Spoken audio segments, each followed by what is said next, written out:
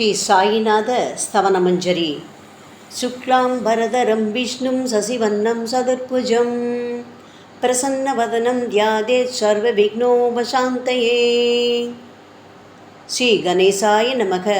மகா கணபதியே, எல்லாவற்றுக்கும் ஆதாரமானவரே, மயூரேஸ்வரா, எல்லாவற்றுக்கும் சாட்சியாக விளங்குபவரே, கௌரியின் புதல்வரே, எண்ணங்களுக்கெல்லாம் அப்பாற்பட்டவரே, பெருத்த வயிறுடையவரே, ஸ்ரீ கணேசா, எங்களை காத்தருள்வீர். நீ எல்லா பூதகணங்களுக்கும் முதல்வன், தலைவன். எனவே கணேசன் என அழைக்கப்படுகின்றீர்கள். நீ எல்லா சாஸ்திரங்களாலும் ஏற்றுக்கொள்ளப்பட்டவர். புனிதமான முகமுடைய பாலச்சந்திரனே, எங்களை காத்தருள்வீர். ஓ சாரதே, சரஸ்வதியே, கலைவாணியே, வாக்கின் தெய்வமே, நீ வார்த்தைகளுக்கெல்லாம் தலைவி, உலகின் உயிரோட்டத்தின் காரண கர்த்தாவே நீங்கள்தான். நீங்கள் படைப்பாளிகளின் இறைவி. நீங்கள் எப்போதும் இத்தேசத்தின் அணிகலன். எங்கும் நிறைந்திருக்கும் எல்லையில்லாத சக்தியே, சரஸ்வதியே, உங்கள் பாதங்களை வணங்குகிறோம். முழுமையான பரபிரம்மே, மகான்களுக்கு பிரியமானவரே, பண்டரிநாதன் உருவில் வெளிப்பட்ட அவதாரமே, எல்லையற்ற கருணை உள்ளம் கொண்டவரே, பரமதயாளா, பாண்டுரங்கா.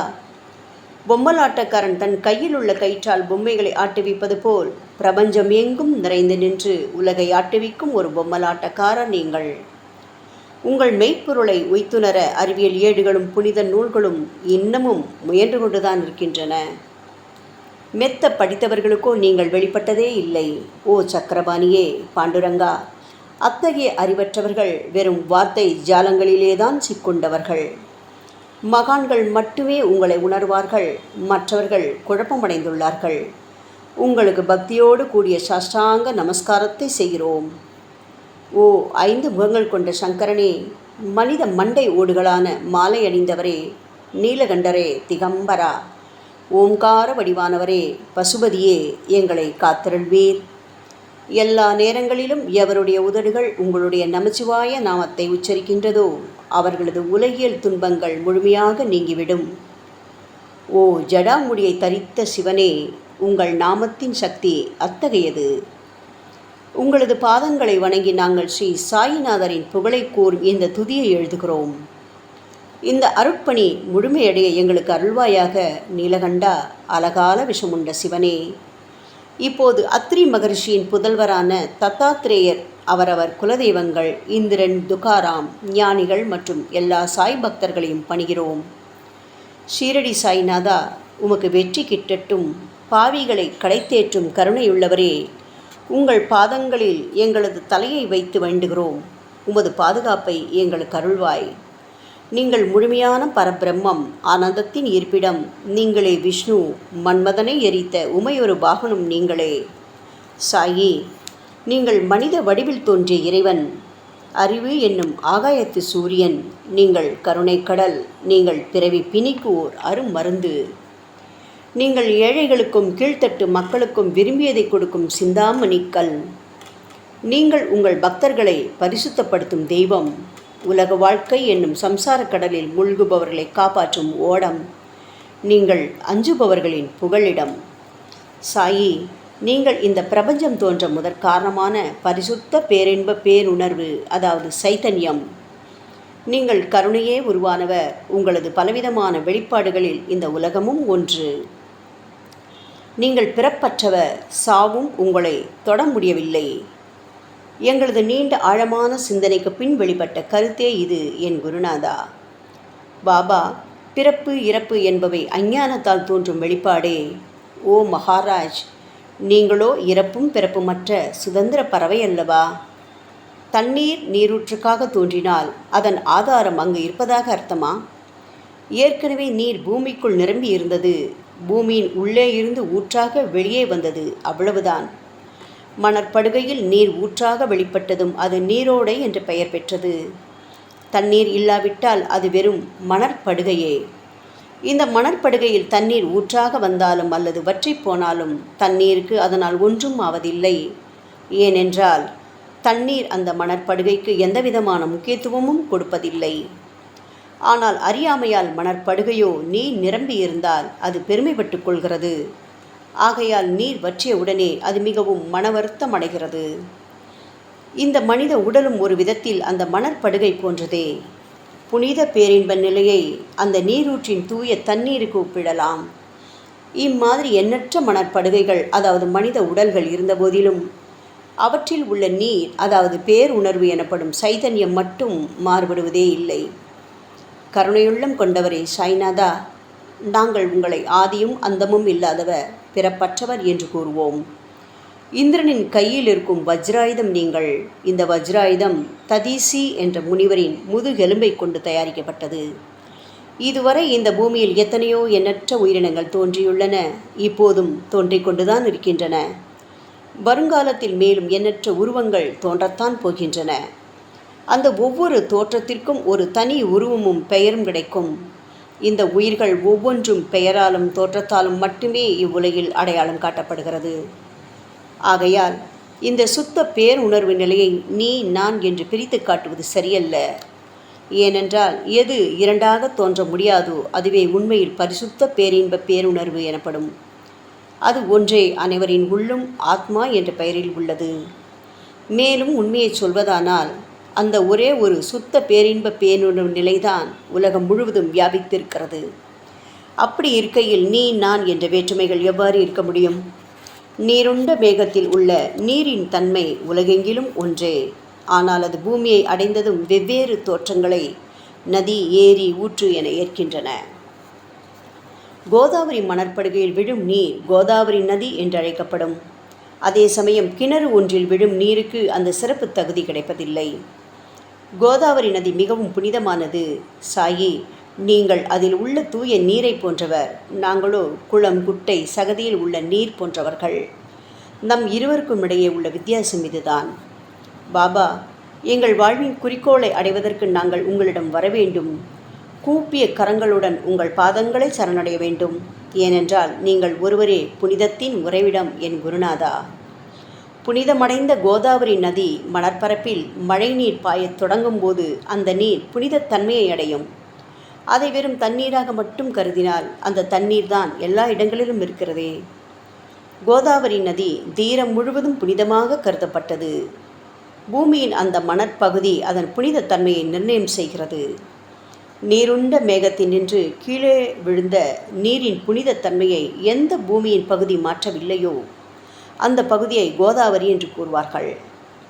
மற்ற பகுதிகளில் விழுந்த நீர் அந்த பகுதியில் உள்ள மண்ணின் குணத்தை ஏற்றுக்கொண்டது, புனிதத்தன்மையை இழக்கிறது. மேகத்தில் பரிசுத்தமாக இருந்த நீர் அசுத்தமாகவும் கசப்பாகவும் உப்பாகவும் மாறிவிட்டது.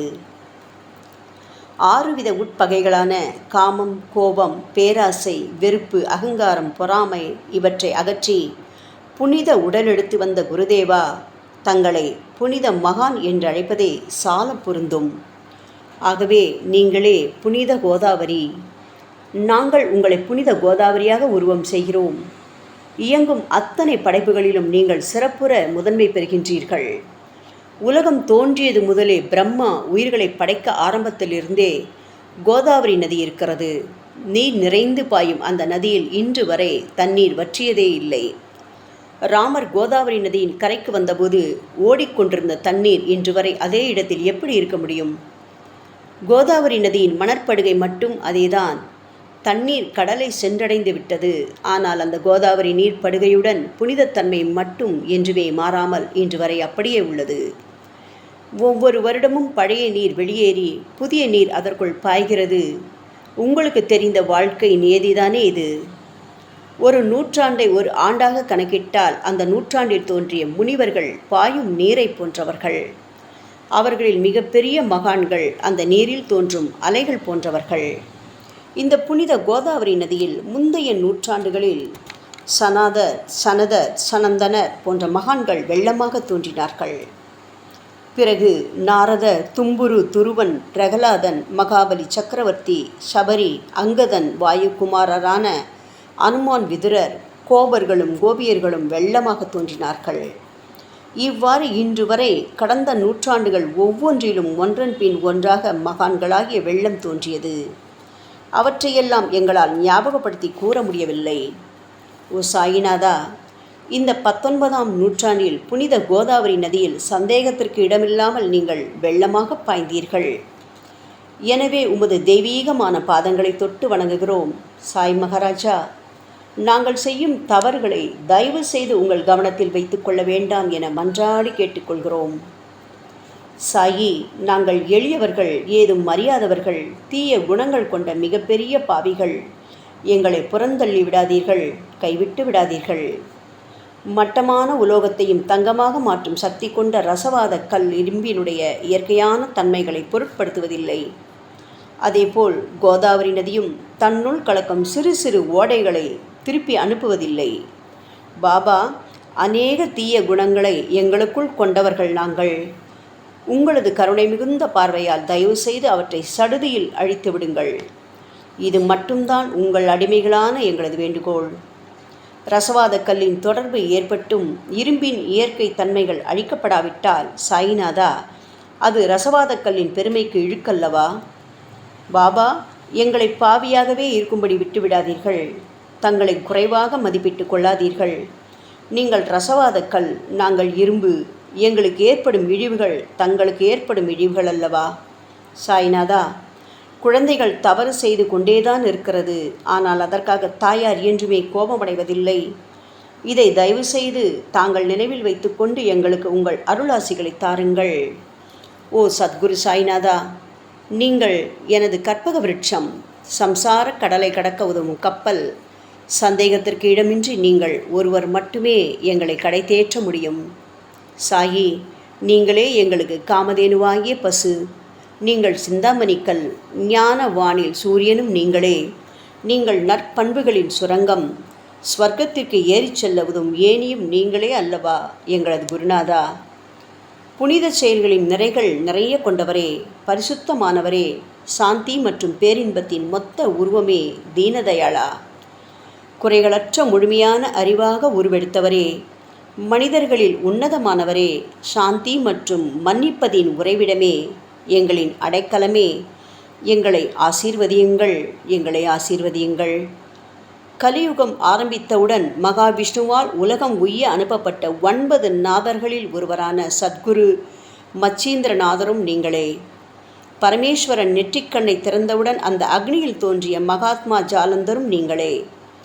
நீங்கள் மகாராஷ்டிராவில் தோன்றி பக்தி மார்க்கத்தை பரப்பிய ஞானிகளான நிவிருத்திநாத, ஞானேஸ்வர், கபிதாசர், ஷேக் முகமது ஏகநாதர். சாயி, நீங்கள் சிவனின் ஓர் அவதாரம், தத்தகுரு. நீங்களே பண்டரிநாதர். நீங்களே ஆஞ்சநேயரின் மறு அவதாரம், ராமதாசர். நீங்கள் மகாராஷ்டிர ஞானி பாண்டுரங்கன் மீது கீர்த்தனை ஏற்றிய துகாராம். சாயிநாதா, நீங்கள் முஸ்லிம் ஞானி ராமபக்தர் சகாராம். நீங்கள் தத்தாத்திரேயின் மறு அவதாரம், மாணிக் பிரபு. பாபா, உங்களது அவதார தோற்றம் மற்றும் உங்களுடைய எண்ணற்ற தன்மையை புரிந்து கொள்ள எங்களுக்கு உண்மையில் கடினமாக இருக்கிறது. உங்களது ஜாதி குலம் பற்றிய எதையும் நீங்கள் எவருக்கும் வெளிப்படுத்தியதில்லை. சாயி, சிலர் உங்களை முஸ்லிம் என்கிறார்கள், சிலரோ உங்களை பிராமணர் என்கிறார்கள். கிருஷ்ண பரமாத்மாவை போன்று எண்ணற்ற தெய்வீக லீலைகளை செய்வதெல்லாம் உங்களுக்கு ஒரு விளையாட்டல்லவா? ஸ்ரீ கிருஷ்ண பரமாத்மாவை பார்த்து பல்வேறு மக்கள் பலவிதமான பெயர்களிட்டு அவரை அழைத்தனர். சிலர் அவரை யதுகுலத்தின் அணிகலன் என்றார்கள். சிலர் அவரை மாடுகள் மேய்க்கும் இடையன் என்று அழைத்தனர். தாயான யசோதை அவரை பச்சிலம் குழந்தை என்றாள். கிருஷ்ணரின் மாமனாகிய கம்சன் அவரை உயிரை குடிக்கும் மகா காலன் என்றான். அர்ஜுனன் அவரை எங்கும் நீக்கமர நிறைந்துள்ளவர் என்றான். அவ்வாறே சாயிநாதா, ஒவ்வொரு மனிதனின் மனநிலைக்கு ஏற்ப அவரவர் எண்ணங்களுக்கேற்ற உங்களுக்கு பெயர்களை சூட்டி மகிழ்ந்தார்கள். மசூதி நீங்கள் வாழும் இருப்பிடம். உங்கள் காதுகள் இந்து மத வழக்கப்படி குத்தப்படவில்லை. அதேபோல் பாத்தியா ஓதுவதை பார்த்து நீங்கள் முஸ்லிம் என்று கூறுவது பொருத்தமானதே. சாய்நாதா, நீங்கள் துனி மூலம் அக்னியை வழிபடுவதை பார்த்து நீங்கள் ஒரு இந்து என்று முடிவு செய்யப்பட்டது. பாபா, இந்த வெளிப்புற வித்தியாசங்களை வீண் விவாதம் செய்யும் எண்ணம் கொண்டவர்களே விரும்புவார்கள். உண்மையான ஞானத்தில் ஆர்வம் கொண்டவர்கள் இந்த வெளிப்புற வேறுபாடுகளுக்கு முக்கியத்துவம் தரமாட்டார்கள். சாயி, நீங்களோ பிரம்மத்தின் நிலையில் இருக்கிறீர்கள். ஜாதி குலம் போன்றவை உங்களுக்கு முக்கியமில்லை. நீங்கள் எல்லோருக்கும் மேலான உயர்ந்த குருவாகவும் இந்த பிரபஞ்சத்தை படைத்தவராகவும் இருக்கின்றீர்கள். முஸ்லிம் இந்துக்களிடையே பகைமையுணர்வு ஏற்பட்டதால் அவர்களுக்கிடையே இணக்கமான உறவையும் ஒற்றுமையையும் ஏற்படுத்துவதற்காகவே அல்லவா நீங்கள் மசூதியில் அமர்ந்து அக்னி வழிபாட்டை நடத்தி உங்கள் லீலைகளை பக்தர்களுக்கு காட்டினீர்கள். நீங்கள் ஜாதி மதங்களுக்கு அப்பாற்பட்டவர். நீங்கள் பிரம்மமே நீங்கள்தானே சாயி. உண்மையில் நீங்கள் எங்களது எண்ணங்களுக்கெல்லாம் அப்பாற்பட்டவர். உங்களை பற்றிய வாத பிரதிவாதங்கள், ஊகங்கள், ஆதாரம் இல்லாத கருத்துக்கள் இருக்கும் இடத்தில் எங்கள் வார்த்தைகளுக்கு முக்கியத்துவம் எப்படி கிடைக்கும்? ஆனால் சாயிநாதா, உங்களை பார்க்கும் பொழுது எங்களால் மௌனமாக இருக்க முடியவில்லை. வார்த்தைகளால் போற்றுதலே உலக வழக்கம். எனவே உங்கள் அருள் ஆசையுடன் சாயிநாதா, வார்த்தைகளால் எப்படியெல்லாம் உங்களை போற்ற முடியுமோ அவ்வண்ணமே போற்றி புகழ்கிறோம். கடவுளின் நிலையை விட மகான்களின் நிலை வேறுபட்டும் மிக உயர்ந்ததாகவும் இருக்கும். மகான்களின் அருகில் நான், எனது போன்ற எண்ணங்களுக்கு இடமே இல்லை. கடவுளை வெறுத்ததால் இரண்யகசிபுவும் விஷ்ணுவால் கொல்லப்பட்டார். ராமனால் ராவணன் கொல்லப்பட்டனர். மகான்கள் கைகளால் இத்தகைய துர்சம்பவங்கள் ஏற்பட்டதே இல்லை. அரசன் கோபிச்சந்தன் முனிவர் ஜாலந்தரரை சாணக்குவியலுக்குள் புதைத்தான். ஆனால் அந்த நிலையிலும் அரசரின் அந்த செயலுக்காக அந்த முனிவர் வருத்தப்படவே இல்லை. அரசரின் அந்த செயலுக்கு நேர்மாறாக அந்த அரசனை சம்சார சூழலிலிருந்து விடுவித்து அவனை முத்தியடை செய்தார். மகான்களின் சக்தி இப்படிப்பட்டதே. அவற்றை விவரித்து கூற முடியாது. மகான்கள் சூரியனின் ஒளியை போன்று பிரகாசிக்கக்கூடியது. சந்திரனின் மென்மையான ஒளிக்கதிர்கள் போல் இதயத்திற்கு ஆறுதல் கொடுக்கும் தன்மை கொண்டது. மகான்களின் அருள் கஸ்தூரியின் நறுமணம் போன்றது. அவர்கள் கரும்பு சாற்றினை போல் இனிப்பானது. மகான்கள் நிச்சயமாக நல்லவர்களிடமும் தீயவர்களிடமும் ஒரே விதமாக நடந்து கொள்கின்றனர். அதற்கும் மேலாக பாவிகளிடம் அவர்கள் காட்டும் அன்பு அளவிட முடியாதது. கோதாவரி நதியில் அழுக்கடைந்த துணிகளே சுத்தம் செய்யப்பட வேண்டி வருகின்றன. சுத்தமான துணிகள் கோதாவரி நதியில் நின்று வெகு தூரத்தில் பெட்டியிலேயே தங்கிவிடுகின்றன. பெட்டியில் வைக்கப்பட்டிருந்த அந்த துணியும் ஒரு முறை கோதாவரி நதிக்கரைக்கு துவைப்பதற்காக வந்தது. இந்த உவமையில் பெட்டிதான் வைகுண்டம், நீங்களே கோதாவரி. கோதாவரி நதிக்கரையின் நம்பிக்கை. எல்லா உயிரினங்களும் துணிகள். 6 விதமான மன விகாரங்களான காமம், கோபம், கஞ்சத்தனம், மதம், பொறாமை, மோகம் ஆகியவையே அவைகளை பற்றியுள்ள அழுக்கு.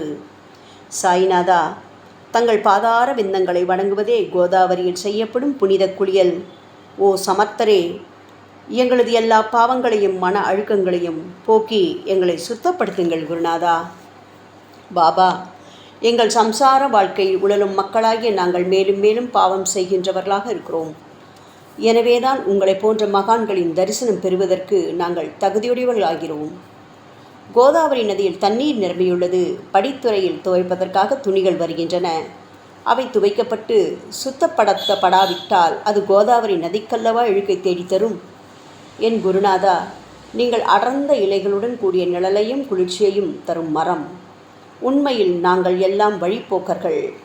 எங்களை 3 வித துக்கங்கள், அதாவது இயற்கை இடர்பாடுகளால் வரும் துன்பங்கள், எங்களது உடலுக்கு வரும் நோய்கள், நொடிகள், அஞ்ஞானத்தால் நிரப்பிவிடும் பாவ மூட்டை எனப்படும் வெயில் கடுமையாக சுட்டெரிக்கின்றன. கருணாமூர்த்தியே சாயி, அந்த சுட்டெரிக்கும் 3 வித தாபங்களின் வெப்பத்திலிருந்து தயவு செய்து எங்களை காப்பாற்றும். தங்களது கருணை என்னும் குளிர் நிழல் இந்த சம்சாரம் என்னும் வாழ்க்கை கடலை கடக்க உதவும் தன்மை கொண்டது. பாபா, மரத்தின் அடியில் அமர்ந்தும் ஒருவன் சூரியனின் சுட்டெரிக்கும் வெப்பத்தை உணர்ந்தால் அந்த மரத்தை நிழல் தரும் மரம் என்று கூற முடியுமா? என் குருநாதா, சாயி, உங்கள் அருளின்றி இந்த உலகில் நல்லது என்பது ஏற்படுவதில்லை. எனவேதான் தர்மத்தை நிலைநிறுத்துவதற்காக அந்த பரந்தாமனே அர்ஜுனனுக்கு நண்பனாக, வழிகாட்டியாக மற்றும் ஆன்மீகவாதியாக மாறினார். சுக்ரீவனின் அன்பினால்தானே விபீடனன் அரசன் ராமனின் நட்பை பெற்றான். சொல்லப்போனால் ஸ்ரீஹரியும் மகான்கள் மூலமாகத்தான் பெருமை பெற்றார்.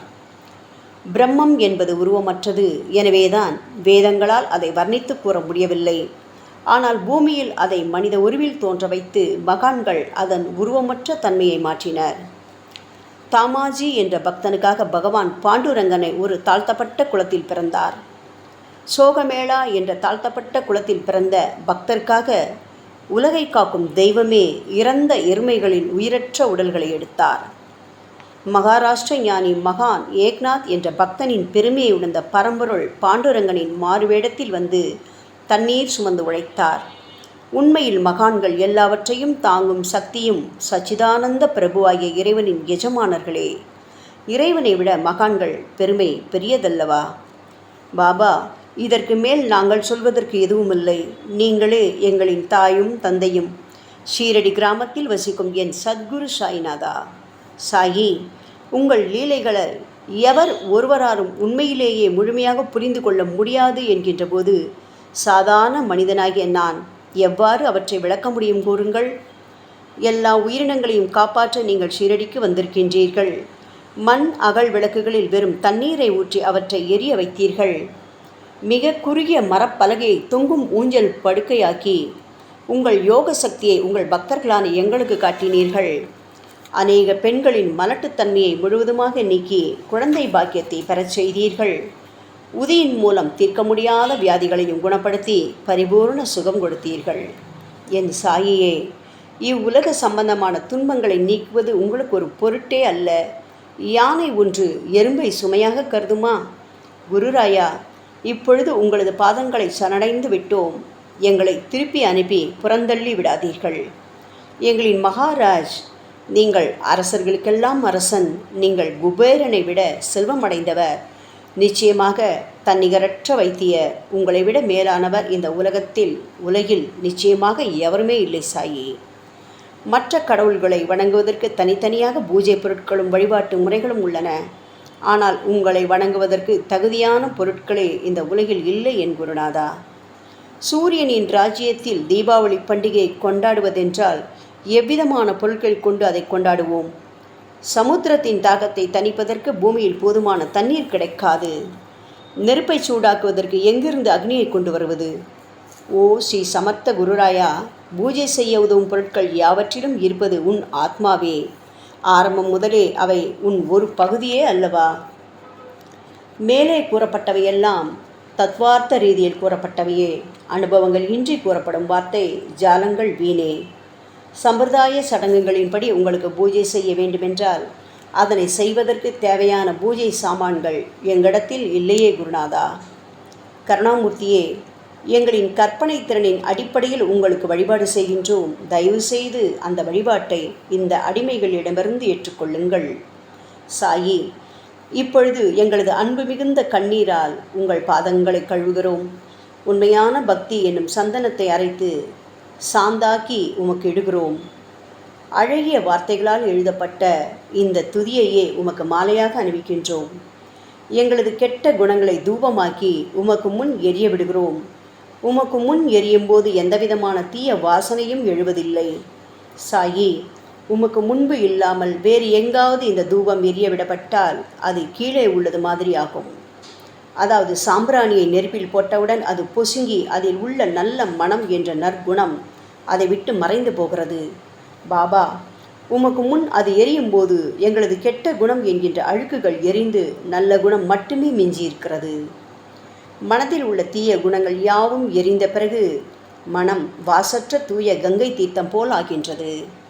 கருணைமூர்த்தியே, மாயை மோகம் என்ற தீபத்தை உமக்கு முன் ஏற்றி காட்டுகிறோம். அதன் மூலம் எங்களது மனம் வைராக்கியத்தை அடைய அருள்வீராக. பரிசுத்தமான நம்பிக்கை என்ற சிம்மாசனத்தை நீங்கள் என்னுள் அமர்வதற்கு ஆசனமாக உமக்கு தருகிறோம். அதில் அமர்ந்து கொண்டு எங்களது பக்தி என்ற நைவேத்தியத்தை ஏற்றுக்கொள்ளுங்கள் சாயி. எங்களது பக்தி என்ற நைவேத்தியத்தை ஏற்றுக்கொண்டு அதன் சாரை மட்டுமாவது எங்களுக்கு தயவு செய்து கொடுப்பீராக. ஏனெனில் நாங்கள் எல்லாம் உமது பால்குடி மாறாத பச்சிலம் குழந்தைகள் அல்லவா. உங்கள் அருட்பாலில் எனக்கு உரிமை உண்டு. பாபா, என் மனத்தையே உமக்கு தட்சணையாக கொடுக்கிறேன். ஆகையால் நாங்கள் செய்யும் காரியங்கள் யாவற்றிலும் நான் செய்கின்றேன் என்று நாங்கள் உரிமை கொண்டாட முடியாது. ஏனென்றால் நினைக்கும் மனத்தைத்தான் உமக்கு அர்ப்பணித்து விட்டோமே சாயி. இப்பொழுது பணிவுடன் கூடிய பிரார்த்தனையோடு உங்கள் பாதங்களில் சாஷ்டாங்க நமஸ்காரம் செய்கிறோம். ஓ தெய்வீக சாய்நாதா, தயவு செய்து நீங்கள் அதை ஏற்றுக்கொள்ளுங்கள். 8 பிரார்த்தனைகள். சாய்நாதா, சாந்தமான மனமுடையவரே, அறிவின் சிகரமே, அன்புள்ளம் கொண்டவரே, கருணை கடலே, உண்மையின் உறைவிடமே, மாயை என்னும் இருளை அகற்றுபவரே, ஜாதி மதங்களுக்கு அப்பாற்பட்ட துறவியே, எங்களின் புரிந்து கொள்ளும் திறமைக்கும் அப்பாற்பட்டவரே, அன்பின் இருப்பிடமே ஷிரடிநாதா, எங்களை காப்பாற்றும், எங்களை காப்பாற்றும். ஞான சூரியனே, ஞானத்தை அளிப்பவரே, எல்லாவித நல்ல செயல்களையும் செய்பவரே, பக்தர்களின் மனங்களில் ஒளிரும் பரமஹம்சரே, தங்களை சரணடைந்தவர்களை காப்பவரே. சாயி, படைக்கும் தொழில் புரியும் பிரம்மாவே நீங்கள், காக்கும் கடவுள் விஷ்ணுவே நீங்கள், 3 உலகங்களையும் கடைசியில் லயமடையச் செய்யும் ருத்ரனுமான சிவனும் நீங்களே. பாபா, நீங்கள் இல்லாத இடமே இந்த பூமியில் ஏது? எல்லாம் அறிந்த இறைவன் நீங்கள், எங்கள் அனைவரின் இதயங்களிலும் வசிப்பவரும் நீங்கள்தானே சாயி. என் குருநாதா, எங்களது எல்லா குற்றங்களையும் மன்னிக்க வேண்டும் என வேண்டி கேட்டுக்கொள்கிறோம். அலை அலைகளாக வரும் சந்தேகங்களையும் மன மயக்கங்களையும் போக்குவீராக. சாயிநாதா, நீங்கள் பசு, நான் புதிதாக பிறந்த இளங்கன்று. நீங்கள் சந்திரன், நாங்கள் சந்திரகாந்தக்கல். தங்கள் பாதங்கள் புண்ணியத்தை கொடுக்கும் கங்கை நதி. பணிவுடன் சாய் அடிமைகளான நாங்கள் உங்கள் பாதங்களில் வணங்குகிறோம். உங்கள் கைகளை எங்கள் தலைமீது வைத்து ஆசை கூறுங்கள். எங்களது கவலைகளும் துன்பங்களும் அனைத்தும் பறந்தோடட்டும். நாங்கள் எல்லாம் உங்கள் குழந்தைகள் அல்லவா சாயி. பாபா, இந்த 8 துதிகளையும் கூறி நாங்கள் உங்களை சாஷ்டாங்கமாக நமஸ்காரம் செய்கிறோம். எங்களது பாவங்கள், துயரங்கள், ஏழ்மை யாவும் உடனடியாக விலகட்டும். சாய்நாதா, நாங்கள் உங்களது பாத கமலங்களையே எப்போதும் உயிர் மூச்சாக கொண்ட உங்களது அன்பு குழந்தைகள். தயவு செய்து எங்கள் மீது கடுமை காட்டாதீர்கள். நீங்கள் தூய சந்தனம், நாங்களோ முள்ளடர்ந்த புதர். நீங்கள் புனிதமான கோதாவரி, நாங்களோ பெரும் பாவிகள். ஓ குருநாதா, உங்கள் தரிசனம் கிடைத்த பிறகும் எங்களிடம் உள்ள கெட்ட குணங்கள் என்ற அழுக்கு எங்கள் மனதிலேயே தங்கி இருக்குமானால் உங்களை சந்தனம் என்று எப்படி கூறுவார்கள்? கஸ்தூரியின் அருகாமையினால்தான் மண்ணும், மலரின் தொடர்பினால்தான் நாரும் மனம் பெறுகிறது. மகான்களும் அப்படிப்பட்டவர்களே. அவர்களுடன் தொடர்புடைய எந்த பொருளும் மிகவும் உயர்வாக மதிக்கப்படுகிறது. சிவபெருமானின் விபூதி, நந்தி ஆகியவற்றை ஏற்றுக்கொண்டதால் 8 திக்குகளிலும் அந்த பொருட்கள் புகழ் பெறுகின்றன.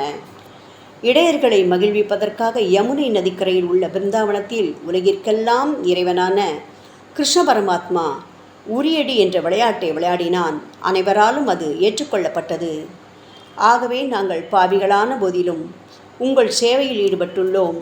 ஓ குருநாதரே, எங்களது நிலைமையை பற்றி மனதில் தயவு செய்து எண்ணிப்பாரும். ஓ சாய்நாதா, கருணாமூர்த்தியே, இந்த லௌகீக உலகிலோ அல்லது ஆன்மீக வழியிலோ எந்த விஷயங்களெல்லாம் எங்களுக்கு சந்தோஷத்தை கொடுக்கும் என எங்களது மனம் சந்தேகமில்லாமல் நம்புகிறதோ அவற்றையெல்லாம் நீங்கள் எங்களுக்கு அளித்தருள வேண்டும் சாயி. உங்களது கருணையால் இந்த மாதிரி செய்து விடுங்கள் சாயி. எங்களது மனத்தை அடக்கி விடுங்கள். சமுத்திரங்கள் எல்லாம் தித்திப்பாக மாறினால் பிறகு அவை உப்பு கரிக்குமே என்ற பயம் தோன்றாதே. பாபா, சமுத்திரத்தை தித்திப்பாக்கும் சக்தி உங்களுக்கு உண்டு. ஆகையால் தான் எங்களது இந்த வேண்டுகோள். தயவு செய்து இந்த வேண்டுகோளை நிறைவேற்றுங்கள் சாயி. எங்களிடம் என்னென்ன குறைகள் உண்டோ அவை அனைத்தும் உங்களுடையதே. ஆத்ம ஞானம் பெற்றவர்களின் முதலிடத்தில் உள்ள உங்களிடம் குறை என்பதை பொருந்தாதே. சரணாகத வச்சலா, இப்போது இதற்கு மேலும் நான் ஏன் அதிகம் பேச வேண்டும்? நீங்கள் மட்டும்தானே எங்களது ஒரே அடைக்கலம். தாயின் இடுப்பில் உள்ள குழந்தை இயல்பாகவே பயமற்று இருக்கும் அல்லவா? மகாராஜா, இந்த துதியை எவரவர்கள் அன்புடனும் ஆத்மார்த்தமாகவும் படிக்கின்றீர்களோ அவர்கள் ஒவ்வொருவரின் ஆசைகளை தயவு செய்து நிறைவேற்றிக் கொடுங்கள் சாயி. இந்த துதியை படிப்பவர்களின் 3 வித தாபங்களையும், இயற்கையின் இடர்பாடுகளில் வரும் துன்பங்கள், நமது உடலுக்கு வரும் நோய்கள், ஒளிகள், அஞ்ஞானத்தால் நிரம்பிவிடும் பாவமூட்டை ஓராண்டிற்குள் விலகிவிடும் என்பதே இந்த துதிக்கு உங்களது ஆசையாக என்றென்றும் நிரந்தரமாக இருக்க வேண்டும் பாபா. பாராயண முறை.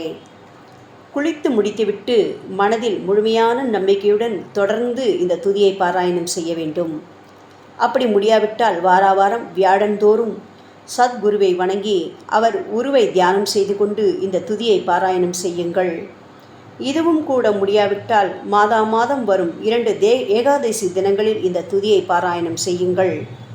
இது ஏற்படுத்தும் விளைவுகளை பார்த்து அதிசயப்படுவீர்கள். குருமூர்த்தியான சாயிநாதர் இந்த துதியை பாராயணம் செய்பவர்களுக்கு இவ்வுலகியல் ஆசைகளை முழுமையாக உடனடியாக நிறைவேற்றுவார். இந்த துதியை திரும்ப திரும்ப பாராயணம் செய்வதால் முட்டாள்கள் கூர்மையான புத்தியை அடைவார்கள். யாருடைய வாழ்நாளாவது குறைவானதாக இருப்பின் இந்த துதியை அவர்கள் படிப்பதால் 100 ஆண்டு காலம் வாழ்வார்கள்.